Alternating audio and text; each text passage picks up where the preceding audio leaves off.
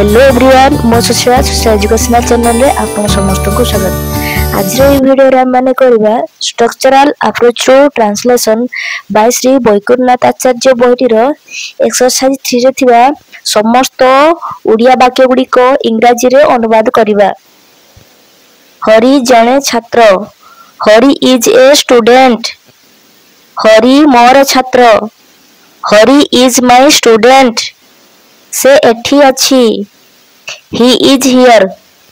मधुबाबू जने शिक्षक, Madhubabu is a teacher, से तुम शिक्षक, ही इज योर टीचर, से एठी नहांती, he is not here.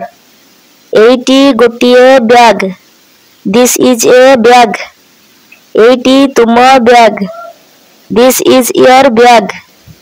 Eighty गुटिए कुकुर, दिस इज ए डॉग, एटी मो कुकुर, दिस इज माय डॉग।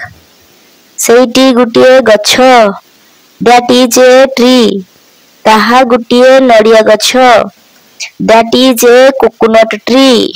गछटी सेठारे अछि, द ट्री इज देयर। एहा गुटिए बळद नुहे, this is not an aux.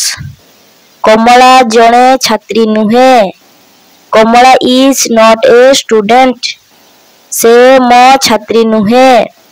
C is not my student, एहा गुटिए कलम नुहे, it is not a pen.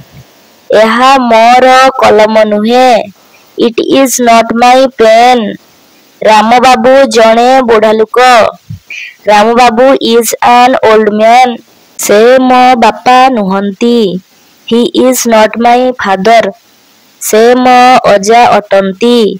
He is my grandfather, से एठी अछंती। He is here. कठिन शब्दार्थ नड़िया गछ, कोकोनट ट्री, बड़द ऑक्स, अजा, ग्रैंडफादर, ग्रैंडमदर लिखाई ग्रैंडफादर हबो।